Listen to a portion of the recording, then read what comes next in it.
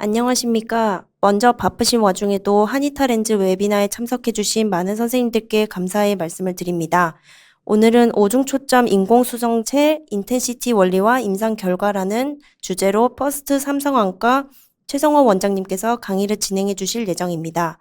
그럼 연자이신 최성호 원장님을 소개해 드리도록 하겠습니다. 최성호 원장님께서는 삼성서울병원 외안부 각막이식 시력교정 분과 전문의를 마치시고 삼성서울병원 임상강사 및 외래교수를 역임하셨습니다. 또한 한국 백내장 굴절수술학회 학술이사와 발근안과 21 대표 원장 및 백내장 굴절 수술 센터장을 거쳐 현재는 퍼스트 삼성안과의 대표 원장님이십니다.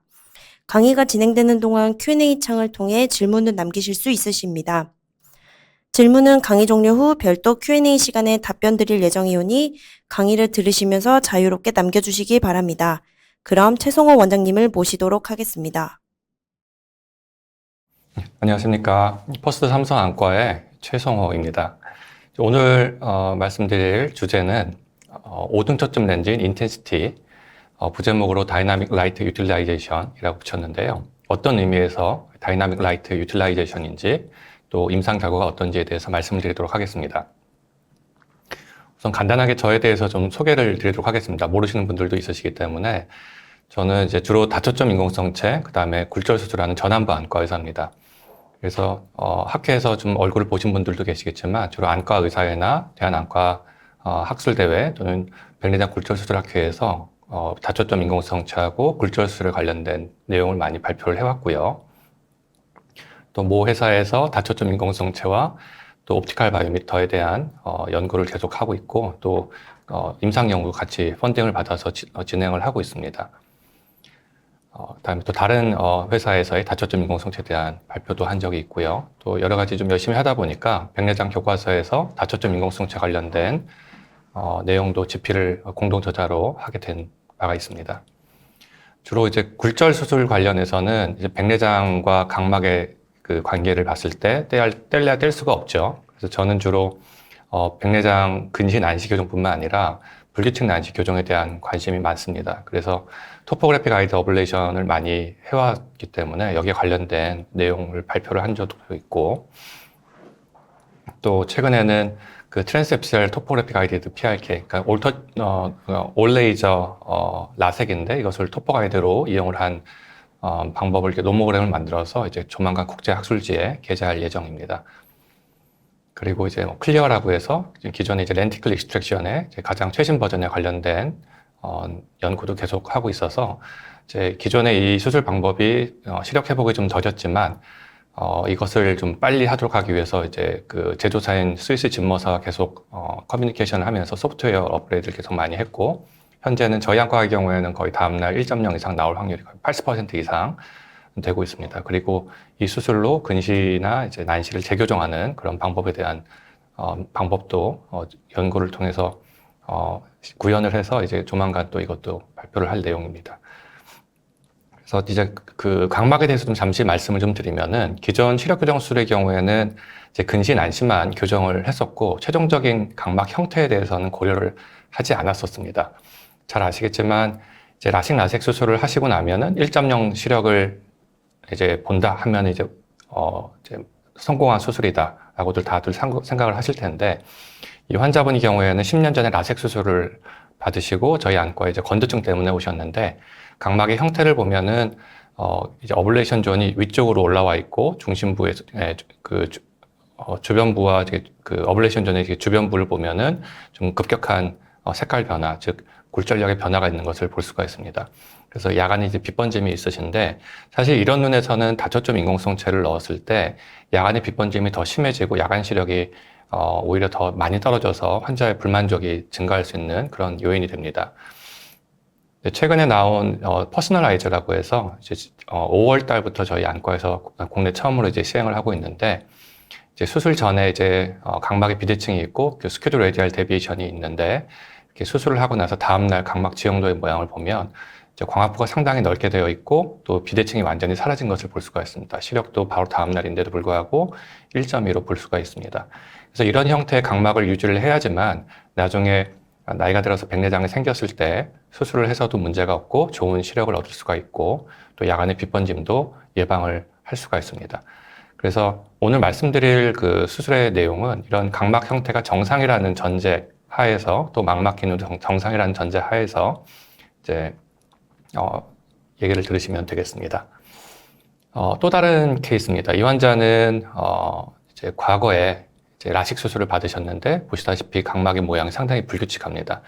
수술하고 나서 시력은 1.0을 보셨다고 하는데 이제 백내장이 생겨서 이제 왼쪽 눈에 대해서 모노포칼 렌즈, 아이엔스 삽입술을 받았습니다. 근데 안과 선생님께서도 아마 각막 형태가 좋지 않았기 때문에 다초점 렌즈보다는 그 모노포칼 렌즈인 아이엔스를 아마 선택을 하신 것 같고요. 게다가 이분이 40대 중반이기 때문에 아직도 이제 사회생활을 하셔야 되고 가까운 것도 계속 보셔야 되는 그런 상황인데 문제는 이제 아이엔스를 삽입을 했는데 오히려 수술 전보다 시력이 더 떨어지셨습니다. 나은 시력이 0.5에 불과하고 교정 시력 0.7밖에 나오질 않습니다. 왼쪽도 백내장이 있는데요. 왼쪽은 교정 시력이 0.8밖에 나오질 않습니다. 그래서 이분의 경우에는 그 안과 선생님께서 저희 안과에 의뢰를 해주셔서 각막 지형도 기반으로 이제 골절 수술을 진행을 하였고 왼쪽의 경우에는 이제 거의 정상에 가까운 대칭을 얻는 각막을 얻을 수가 있었고 오른쪽에도 이제 거의 정상에 가깝게 회복이 되었습니다. 그래서 이제 가장 최근에 이번 주에 내원을 하셨는데 저번 주에 내원을 하셨는데 이제 최대 교정 시력이 1.0으로 나왔고요. 왼쪽의 경우에도 0.9로 시력이 회복이 되었습니다. 그래서 이분은 이제 조만간 왼쪽 눈에 대해서는 다초점 렌즈로 교환을 할 예정으로 그렇게 계획을 하고 있습니다. 그래서 이런 좀 교과서에서도 없는 내용일 텐데요. 논문에서도 이렇게 그런 케이스가 많지가 않습니다. 그래서 이런 좀 드문 케이스지만 꼭 필요한 환자분들이 상당히 많습니다. 특히 과거에 라식이나 라섹 수술 받으셨는데 그 토포상에서는 큰 문제가 없어 보이는데도 불구하고 다초점 인공성체를 넣었을 때 시력이 안 나오시는 분들이 적지가 않습니다. 그리고 그런 분들을 그냥 데리고 끌고 가시는 분들도 꽤 많으실 텐데 그런 분들을 저는 좀 적극적으로 치료를 해오고 있고요. 그래서 관련된 내용을 궁금하시다면은 저희 그 네이버에 눈미남 카페라고 해서 저희 직원이 그 눈에 미친 남자라고 이름을 붙여줬는데 여기 들어와서 보시면은 관련된 케이스들을 보실 수가 있고요. 또 만약에 뭐 궁금증이 있으시거나 필요한 자료가 있으시면은 제가 적극적으로 공유를 해드리도록 하겠습니다. 그래서 저희 본격적으로 다초점 인공성체 인텐시티에 대해서 오늘 좀 말씀드리도록 하겠습니다. 우선 인텐시티의 원리에 대해서 말씀드리기 전에 용어를 좀 알고 계시면 좀 도움이 될 만한 것이 있습니다. 보통 이제 외국 논문에서 이제 우리가 보통 주로 얘기하는 회절 계단, 회절링이라고 하는 것을 키노폼 또는 디프렉티브 그레이팅, 디프렉티브 스텝이라는 용어로 표현을 하고 있고요. 또 알고 계시면 도움이 되는 것이 디프렉티브 오더, 회절 차수라는 것이 있습니다. 그래서 디프렉티브 오더의 경우에는 우선 우리가 이제 그 회절이라고 하는 것을 이제 학생 때 배우기로는 슬릿이 여러 개 있을 때 여기에 레이저 포인터로 빛을 비추면 이제 스크린에 이런 형태가 만들어지는데 이제 가장 가운데 빛이 직진해서 생기는 부분이 회절 차수가 0이 되고요. 그 옆으로 1, 2, 3 이렇게 숫자가 올라가고 반대쪽으로 마이너스 1, 마이너스 2 이렇게 방향에 따라서 플러스 마이너스로 표현을 하게 됩니다. 그리고 그 회절의 그 슬릿의 개수가 많아질수록 원래 이미지에 더 가까운 모습이 스크린에 맺히게 되는 특징이 있습니다.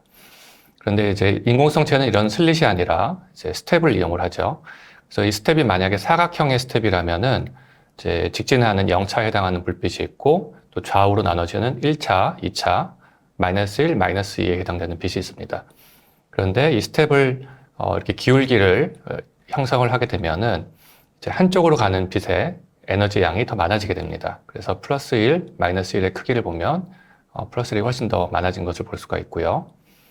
또 이 스텝의 폭을 조절을 하게 되면은 1차나 2차에 해당되는 빛 에너지를 하나의 초점에 맺히게 할 수가 있습니다. 그래서 이런 원리들을 이제 다초점 인공성체, 그 디프렉티브 IOL에 적용을 하고 있죠. 좀 더 이제 보게 되면은 이제 스텝의 높이가 이게 높아지게 되면은 0차보다는 1차나 2차로 가는 빛 에너지 양이 상대적으로 많아지게 됩니다. 그래서 아포다이제이션이라고 이제 아실 텐데요. 이제 회절 계단의 그 높이를 중심에서 주변부로 인위적으로 이렇게 낮춰주게 되면은 이제 주변부에서는 직진하는 빛의 양이 많아져서 원거리 시력이 더 증가하고 또 이것을 이용해서 야간의 빛번짐을 줄여주는 그런 기능을 하는 것이 이제 아포다이제이션이고요. 또 스텝의 폭을 조절을 해서 이제 직진하는 빛을 원거리로 가게 하고, 또 1차에 해당되는 빛이 이제 바이포칼 렌즈의 경우에는 이제 근거리에 해당되는 초점으로 맺히게 되고요. 또 2차나 3차의 경우에는 이제 버려지는 불빛이 되죠. 이런 것들이 이제 파지티브 디스포톱시아, 뭐 야간의 빛 번짐이나 이제 뭐 눈부심 등을 유발하는 그런 것들이 됩니다. 그래서 렌즈 디자인을 어떻게 하느냐에 따라서 이제 이게 바이포칼 렌즈가 될 수도 있고요. 또 이렇게 버려지는 불빛을 근거리로 하고 1차 해당되는 불빛을 중간거리로 하게 되면 이제 트리포칼 렌즈가 되는 것이고요. 그래서 각각의 모든 이제 회절형 다초점 인공성체들 종류가 많지만 각각의 특징을 이용을 해서 장단점들을 이런 방법으로 나뉘게 됩니다. 그래서 이제 바이포칼 렌즈에 해당되는 회절형 인공성체의 경우에는 이제 0차, 1차 불빛을 원거리, 근거리로 사용하고 2차에 해당되는 불빛은 버려지고요. 또 마이너스 1이나 마이너스 2에 해당되는 불빛조차 역시 버려지는 그런 문제가 있고, 또 이것을 더 활용을 해서 원거리, 중간거리, 근거리로 활용을 하면은 이제 좀 더 연속적인 빛 에너지를 연속적인 시력을 얻을 수가 있고요. 상대적으로 이제 손실되는 빛의 양을 줄일 수가 있기 때문에 파지티브 디스포톱시아도 줄일 수가 있게 됩니다. 오늘 말씀드린 인텐시티 경우에는 좀 특이한 구조를 가지고 있습니다. 이제 특이하다고 하는 이유가 보통 이제 0차에 해당되는 빛이 원거리로 가게 되는데 인텐시티의 경우에는 이제 중간거리를 기준으로 빛 에너지를 나누는 구조로 되어 있습니다. 그래서 이렇게 한 이유가 빛 에너지 손실을 최소화하기 위한 것인데요. 빛 에너지 사용량을 보면은 기존에는 이제 파놉틱스가 가장 빛 에너지 사용량이 88%로 높은 건 알고 계실 겁니다. 그 외 다른 렌즈들은 이제 86% 정도로 해당이 됐는데 인텐시티의 경우에는 거의 93.5%로 거의 리프렉티브 IOL 같은 그런 빛 에너지 사용량을 보이고 있습니다. 그래서 손실되는 빛의 양이 그만큼 적은 만큼 야간의 빛 번짐, 글레어 같은 그런 부작용이 적은 그런 장점이 있겠습니다. 그래서 이제 이제 인텐시티의 경우에는 오중 초점 렌즈로 디자인이 되어 있습니다. 그래서 이제 소실되는 빛을 최대한 사용을 해서 끌어모아서 이게 오중 초점이란 이름을 붙였는데, 사실 MTF 그래프를 보면은 거의 4중 초점 렌즈 또는 3중 초점 렌즈와 비슷한 그런 형태를 보이고 있는데요. 이제 그 근거리하고 중간거리 사이에 인텐시파이어라고 해서 보통 다른 3중 초점 렌즈는 이가 거의 바닥으로 내려오는 데 반해서 인텐시티는 손실되는 빛 에너지를 여기에 배치를 시켜서 좀 더 연속적인 시력이 나오도록 하고 있고요. 또 far하고 인터미디에이트 비전 사이에 역시 인텐시파이어라고 하는 소실되는 빛 에너지를 이쪽으로 집중을 시켜서 역시 펑셔널 비전이 가능하도록 디자인이 되어 있습니다. 그래서 초점의 거리를 보면은 이제 원거리 무한대이고, 또 far 인텐시파이어에 해당되는 것이 1.33m, 그 다음에 중간거리가 80cm, 니어 인텐시파이어가 60cm, 그 다음에 40cm로 이제 핸드폰뿐만 아니라 모니터 또 80cm 중간거리까지 다 골고루 다 볼 수가 있고요. 보통 이제 다른 렌즈 같은 경우에는 이제 중간거리하고 원거리 사이에 이제 그 깊은 고랑이 있어서 어두운 실내에 들어갔을 때 침침함을 호소하시는 분들이 꽤 많으신데, 인텐시티의 경우에는 여기 인텐시파이어가 있어서 또 거기에 대한 불평을 하시는 분들이 계시질 않습니다. 이 인텐시티의 또 다른 장점은 동공 크기에 따른 빛 에너지의 분포가 거의 비슷하게 유지가 됩니다. 그래서 동공 크기가 한 2.5mm 이상이 되면은 원거리, 중간거리, 근거리의 빛 에너지 분포가 거의 균일하게 유지가 되는 것을 볼 수가 있는데, 이건 역시 이제 리프렉티브 IOL에서 보이는 그런 패턴과 비슷합니다. 그래서 이렇게 빛 에너지 사용량을 충분히 이제 사용할 수 있게 되는 그 원리를 좀 말씀을 드리면은, 이 이름이 좀 복잡합니다. 게흐베르그 섹스톤 알고리즘이라고 해서, 이 알고리즘이 원래는 이 렌즈를 개발하기 위해서 만들어진 것은 아니고요. 홀로그램의 그 선명도를 높이기 위해서 사용을 해왔던 알고리즘이라고 합니다. 근데 이것을 한인타 렌즈에서 렌즈 사용에 이제 적용을 했다고 하고 있고요. 그래서 이 알고리즘을 이제 한 번 돌릴 때마다 어떤 지정한 조건의 형태가 적합하도록 디자인이 바뀌고, 또 동공 크기에 따라서도 또 이제 동공의 크기를 조절을 하면서 또 디자인이 바뀌고 이렇게 해서 이제 최적의 시력이 동공 크기나 주변 환경에 따라서 원거리부터 근거리까지 다 볼 수 있도록 이 방법으로 이 알고리즘을 이용해서 디자인이 되었다고 합니다. 그래서 정말로 동공 크기에 따라서 빛 에너지가 어떻게 바뀌는지 또 펑셔널 비전이 어떻게 되는지를 보여드리면은 동공 크기가 2mm일 경우에 여기 붉은색에 해당되는 것이 이제 펑셔널 비전을 제공하는 영역이고요. 인텐시티, 파놉틱스, 파인 비전, AT 리사트리를 비교를 했고 또 왼쪽이 이제 원거리, 그 다음에 가운데 중간거리, 이제 근거리에 해당됩니다. 그래서 인텐시티가 여기 마이너스 1.5디옵터의 한 3칸 정도를 제외한 나머지 부분에서 펑셔널 비전을 제공을 하고 있고요. 다른 것들은 한 4칸이나 3칸, 특히 이제 트리포칼 렌즈인 파인 비전이나 AT 리사트리는 중간거리 쪽에서 시력이 많이 떨어지는 것을 볼 수가 있고요. 퓨필 사이즈 3mm일 경우에는 인텐시티는 약 1m 거리에, 그러니까 1디옵터, 1m 거리에 해당되는 포커스 빼고 나머지 거리가 다 펑셔널 비전을 제공을 하고 있습니다.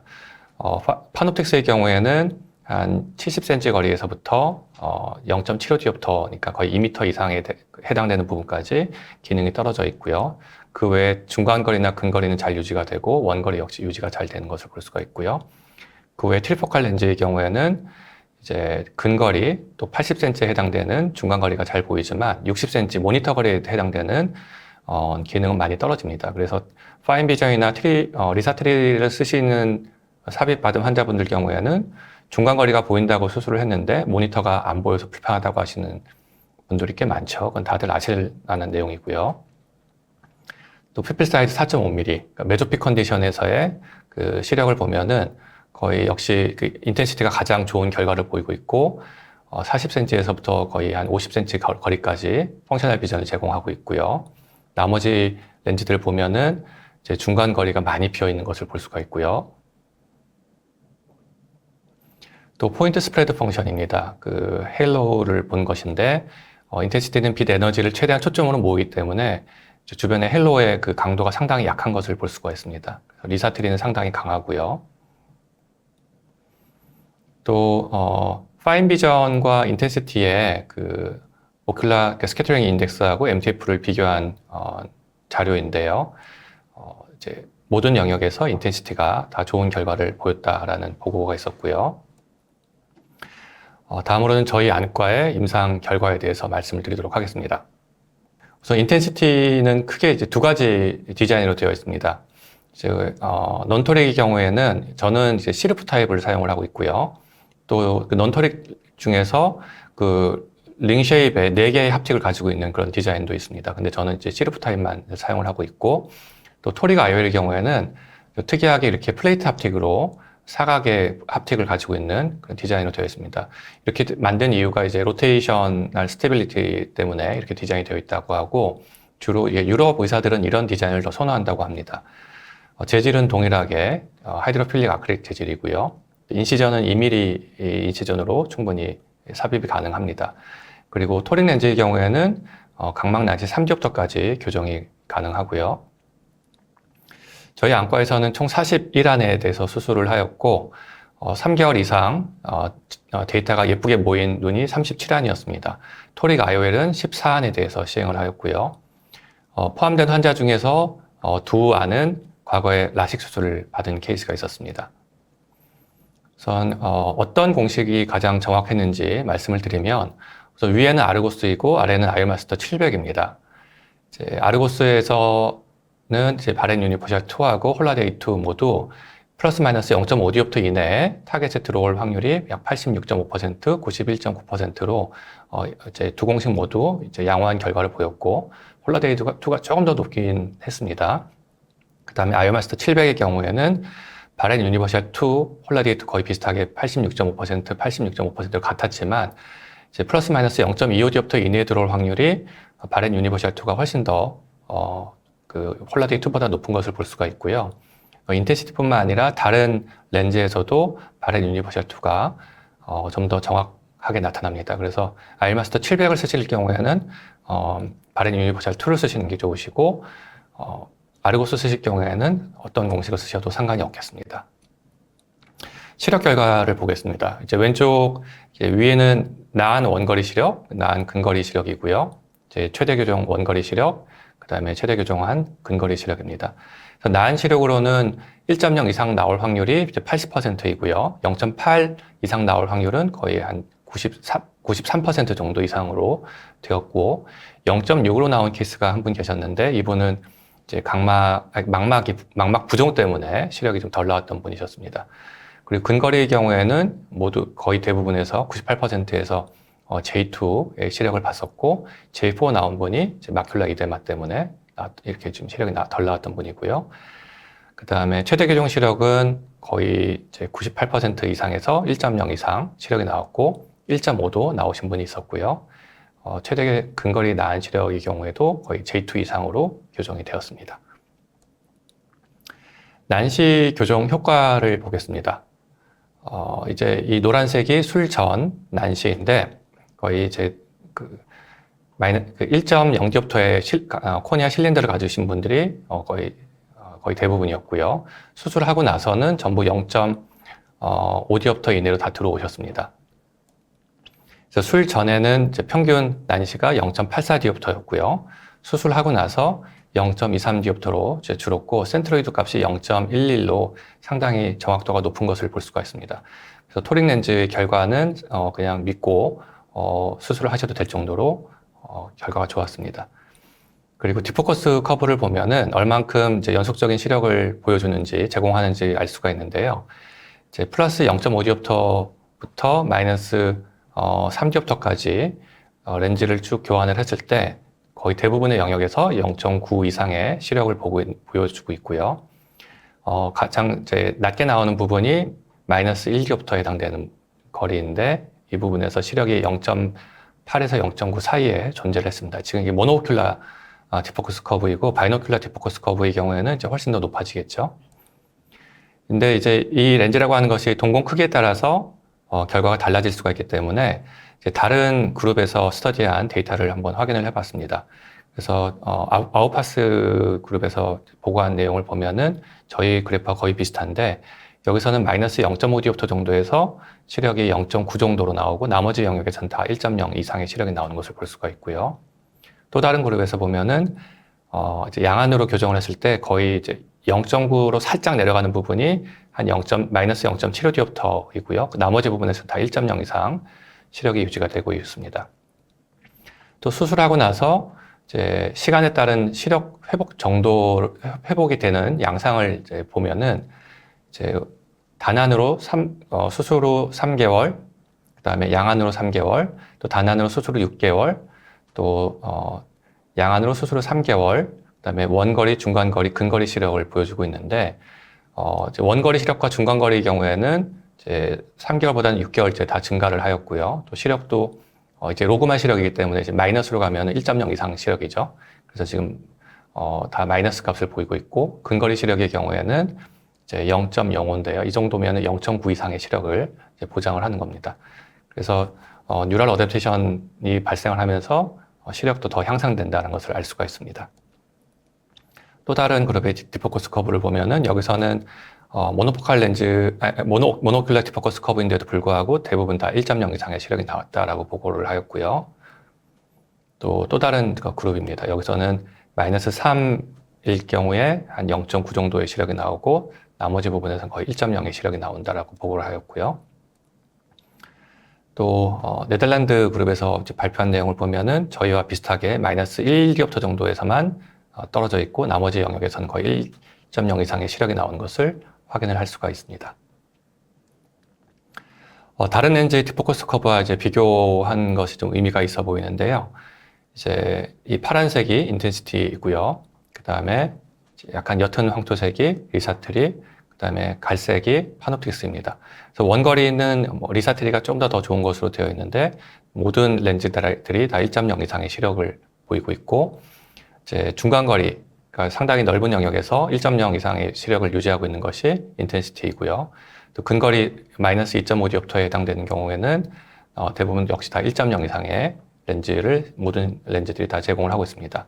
이제 이 중간거리 보통 이제 60cm나 80cm 거리에 해당되는 그 영역을 보면은 파놉틱스나 AT 리사티리가 좀 상대적으로 떨어지기 때문에 이제 만약에 중간거리에 많이 이제 그 활용도가 높으신 생활을 하시는 분들의 경우에는 인텐시티가 확실히 탁월한 좋은 결과를 볼 수 있다는 것을 알 수가 있습니다. 이제 수술하고 나서 이제 문제가 됐던 분은 한 분이셨는데요. 이분이 과거에 라식도 하셨고 또 ERM이 아주 약하게 있던 분이셨는데 CME가 발생을 했었습니다. 이제 저희 안과 결과를 좀 말씀을 드리면은 우선 디포커스 커브에서 플러스 0.5에서 마이너스 3디옵터까지 0.9 이상의 풀 레인지 오브 비전을 제공을 하고요. 그 다음에 라이트 로스가 상당히 적기 때문에 디스포톱시아, 환자분들이 불편해하는 그런 부분들이 많이 감소가 되었고 또 뉴럴 어댑테이션이 상당히 빠른 편입니다. 그래서 시간이 지나면 지날수록 점점 더 좋은 시력을 얻을 수 있는 장점이 있고 또 난시의 경우에도 상당히 예측도가 높고 또 로테이셔널 스테빌리티가 높기 때문에 렌즈가 다시 돌아갈까 걱정할 필요가 없는 그런 디자인을 가지고 있습니다. 네, 지금까지 인텐시티에 대한 내용을 말씀드렸습니다. 감사합니다. 저희 그 네이버 카페 눈미남도 좀 이용을 해주시면 고맙겠습니다. 잠시 후 시청해주시는 선생님들께서 전달 주신 질문을 정리하여 Q&A가 진행될 예정입니다.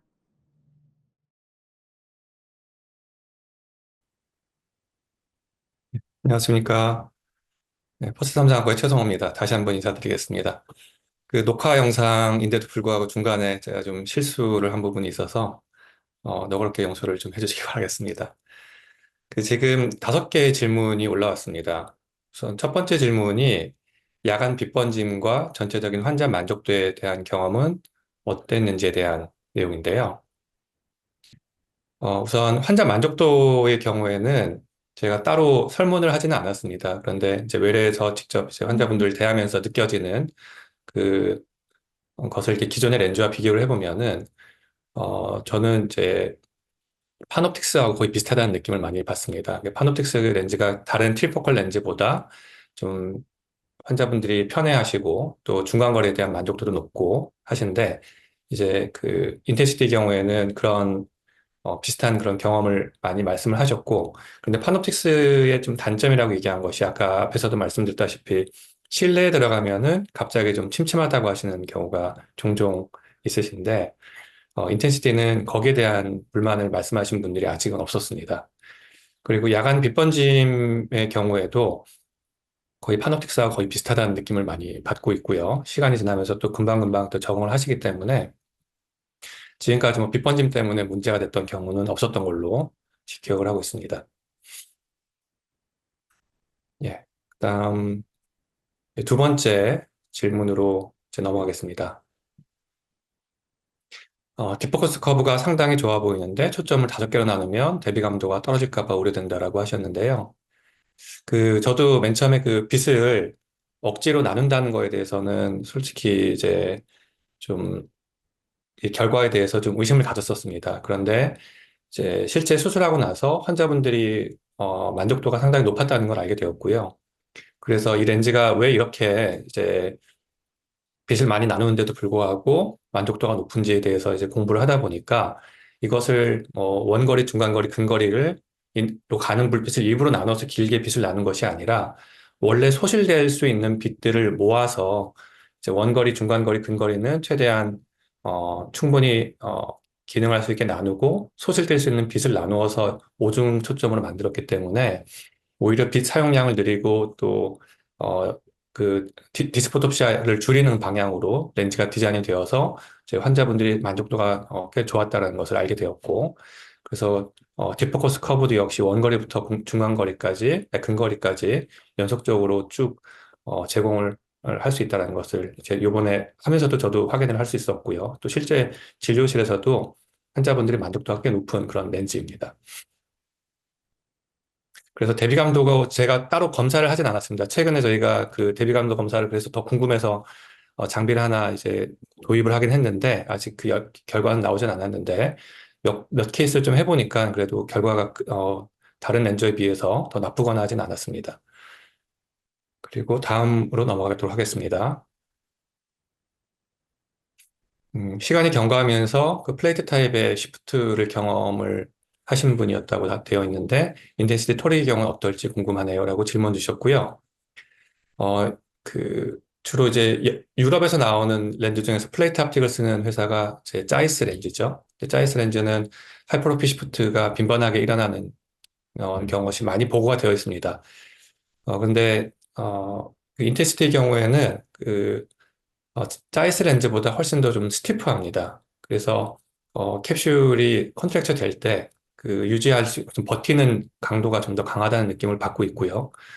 또 그렇다고 해서 제가 이 케이스가 뭐 수백 케이스, 천 케이스 이상 된 경험을 한 것이 아니라서 언젠간 하이프로피 시프트가 발생할 수도 있을 거라는 생각이 들긴 하는데 이제 그런 거를 막기 위해서 수술할 때 일부러 폴리싱을 좀 많이 하고 있습니다. 그래서 캡슐에 폴리싱을 많이 해주면은 그만큼 컨트랙처가 되는 걸 예방을 할 수가 있기 때문에 어, 충분히 예방이 가능한 문제라고 생각을 하고 지금까지 이제 수술하면서 하이프로피 시프트를 경험을 하지는 않았습니다. 그리고 후발백내장 치료를 하고 나서도 굴절력의 변화가 거의 없다는 것을 확인을 해왔습니다.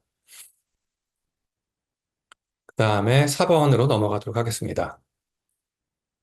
이제 포뮬러에 대한 제 말씀을 해주셨는데요. 저희는 이제 아르고스하고 아율마스터하고 동시에 사용을 하고 있습니다. 아율마스터 700이죠. 아율마스터 700을 사용을 하고 있는데, 최근에 제가 학회에서 좀 여러 번 그 아르고스하고 아율마스터 700의 한 1000명 넘는 분의 데이터를 가지고 이제 발표를 해왔고요. 또 이제 할 예정인데, 이제 아율마스터 700의 경우에는 그 바이오미터 자체가 가지고 있는 좀 결함이 있습니다. 그 결함을 모르고 사용하면은 좀 문제가 될 수가 있고요. 저희가 그 아이마스터 처음 도입을 하고 나서 초기 환자분들의 재수술 빈도가 꽤 높았었는데 그 이유가 이제 몇 가지가 있습니다. 좀 이거를 다 복잡하기 때문에 여기서 다 말씀드리기는 좀 힘들고 그래서 저는 현재로서는 주로 아르고스에 좀 더 의존을 하고 아이마스터 700은 그냥 참고하는 정도로 사용을 하고 있습니다. 그리고 이제 아르고스의 경우에는 홀라이데이 투어하고 바렌 유니버셜 투어하고는 결과의 차이가 크게 있지가 않았습니다. 그래서 뭐 굳이 홀라데이 2를 더 선호하거나 하진 않고 그냥 둘 중에 아무거나 이제 거의 비슷하게 나오기 때문에 같이 참고를 해서 사용을 하고 있고요. 만약에 이제 아일마스터 700만 가지고 계시다면은 이제 주의를 하셔야 되는 것이 있는데 우선 특정된 값들을 보시면은 렌즈 티크니스가 실제보다 얇게 측정되는 빈도가 저희 안과 데이터로 보면 거의 한 29%, 30% 정도에 달했거든요. 그래서 만약에 실제 그 렌즈 티크니스보다 얇게 측정이 되면은 눈에 들어가야 될 인공성체 실제 파워보다 낮은 디옵터를 넣으라고 계산 공식에서 나옵니다. 그럼 원시가 발생할 수가 있기 때문에 어, 주의가 필요하고요. 그래서 렌즈 티크니스에 대한 주의가 필요하고 또 아일마스터 700은 각막이 그 40디옵터 이내로 플랫해지면은 어, 또 하이퍼로피아 쪽으로 가는 그런 경향성이 증가를 합니다. 그래서 그것도 좀 고려를 하셔야 되고 또 아까 앞에서 보여드렸던 바와 같이 이제 공식에 따른 차이도 좀 있기 때문에 좀 여러 가지로 좀 고민을 많이 해서 렌즈를 선택해야 되는 그런 좀 부담이 있게 됩니다. 그리고 이 다음으로 넘어가도록 하겠습니다. 5번으로 넘어가서 초고도 근시에 있어서 인공성체 역할은 어떠한가요? 라고 질문해 주셨는데요. 어, 인텐시티는 이제 10디옵터 정도까지 렌즈가 이제 제공이 됩니다. 그래서 10디옵터면은 초고도 근시까지 사용할 수 있는 그런 디옵터는 안 될 것 같고요. 보통 디프렉티브 IOL은 거의 한 7디옵터나 이제 10디옵터 정도까지 이제 나오고 있는데 아마도 더 낮은 디옵터를 사용할 경우에 결과에 있어서 문제가 될 수가 있고 또 초고도 근시에서 초고도 근시가 있으신 분들은 망막의 기능이 안 좋은 분들이 많기 때문에 결과가 안 좋을 가능성이 있어서 그렇게 좀 디옵터에서 좀 제한을 두고 있지 않은가 하는 생각을 가지고 있습니다. 아직은 이제 인텐시티를 한 10디옵터 가까이까지 사용을 해보지는 않았는데 지금까지 사용해본 결과로 봐서는 파노픽스와 비교해서 큰 차이가 없을 것 같다는 생각을 가지고 있습니다. 그다음에 6번으로 넘어가도록 하겠습니다. 제 글레어하고 그 스타버스트에서 파노틱스와 비교해서 어떤가요?라고 이제 질문 주셨는데요. 이거를 뭐 객관적으로 비교를 해보진 않았지만 지금까지는 이것 때문에 문제가 된 환자분들은 안 계셨고요. 저희가 이제 대비감도 검사 장비를 이용을 해서 이거를 좀 스터디를 할 예정입니다. 나중에 좀 결과가 나오면은 기회가 된다면 따로 말씀을 드리도록 하겠습니다. 그리고 센터링에 따른 결과의 차이가 있을 수 있을까요? 했는데, 어, 토릭 IOL의 경우에는 이 렌즈가 상당히 좀 약간 벌키합니다. 그래서 캡슐이 꽉 차는 디자인으로 되어 있기 때문에 센트레이션에 대해서 크게 문제가 안 될 것 같고요. 만약에 조율이 약한 환자의 경우에도 렌즈가 백에 들어가면 상당히 안정적으로 유지가 되기 때문에 문제는 안 될 것 같고, 그 다음에 넌토릭 IOL 같은 경우에는 C루프 타입이나 아니면 4개의 루프로 되어 있는 햅틱을 가지고 있는 디자인으로 나오고 있는데, 여태까지 수술하면서 크게 문제가 있지 않았습니다. 그러니까 시리프 타입의 파노픽스나 아니면은 테크니스 재질을 사용해 보셨던 분들이라면은 거의 비슷한 결과를 예측하시면 될 것 같습니다. 예, 지금까지 이제 질문에 대해서 답변을 다 해드렸고요. 이제 점심시간 이제 쉬셔야 될 시간이신데 이제 공부하시느라고 이렇게 좀 고생 좀 많이 하셨습니다. 지금까지 들어주셔서 감사합니다.